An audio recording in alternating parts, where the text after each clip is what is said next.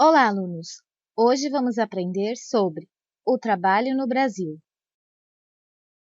Ao longo da história, as atividades de trabalho se desenvolveram de diversas maneiras, tanto no meio rural quanto no meio urbano.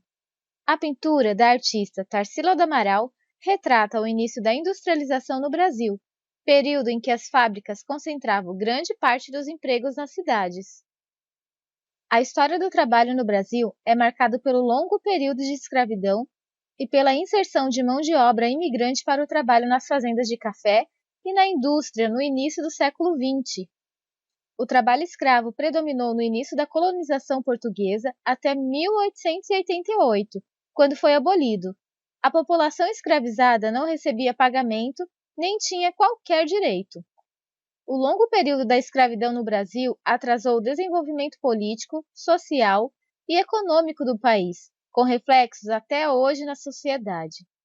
O trabalho livre também ocorria em menor proporção, desde a colonização, em diversas funções na lavoura e na mineração, por exemplo. Ele passa a ser regulamentado no final do século XIX, no contexto de incentivo à imigração europeia. Ao longo do século XX, com o desenvolvimento industrial, as atividades de trabalho na cidade se desenvolveram com maior intensidade e vários direitos trabalhistas foram conquistados. De modo geral, as diversas atividades de trabalho podem ser organizadas em formais e informais. O trabalho formal é aquele legalizado perante o poder público. Nesse tipo de trabalho, há pagamento de impostos e taxas, e os direitos trabalhistas estão garantidos ao empregado, como salário, férias, licença-maternidade. Na década de 1940, no governo de Getúlio Vargas, com o crescimento da atividade industrial, as leis que garantiam direitos trabalhistas foram organizadas na Consolidação das Leis do Trabalho, o CLT, de 1943, que resultou na criação da carteira de trabalho.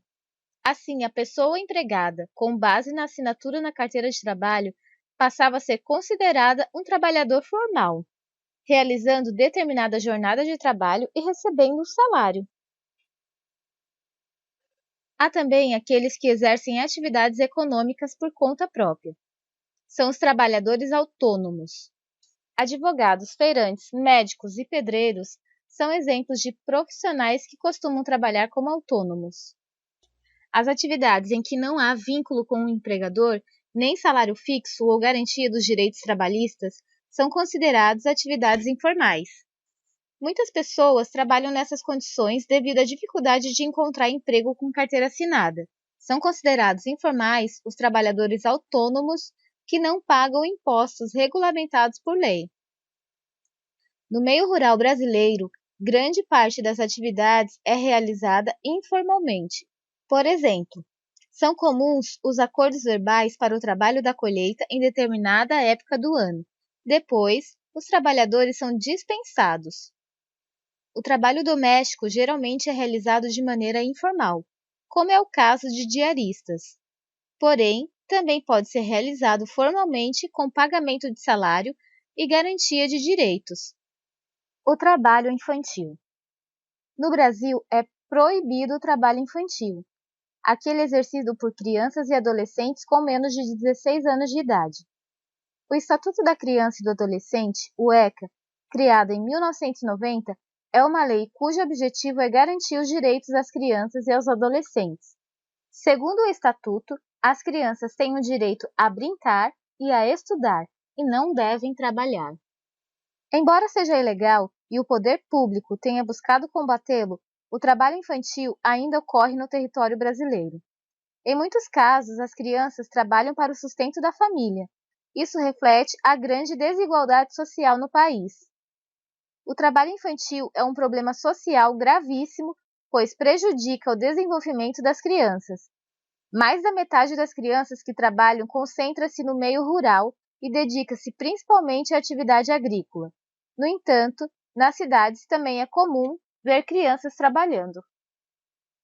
Desenvolvimento tecnológico e trabalho. As técnicas são um conjunto de modos de produzir mercadorias ou oferecer serviços. Elas passam por transformações em função das inovações e são necessárias para todos os tipos de trabalho. Nos dias de hoje, o trabalho está quase sempre associado ao constante desenvolvimento de novas técnicas. Além do aumento no ritmo de trabalho e da substituição de parte da mão de obra humana por máquinas, o desenvolvimento tecnológico e científico propiciou o aumento da produção industrial e das trocas comerciais, fez surgir novas profissões e provocou o desaparecimento de outras, tornou ainda mais necessária a qualificação profissional e possibilitou o trabalho à distância e novas formas de organização do trabalho. Por hoje é só, pessoal. Espero que vocês tenham aprendido e até a próxima aula.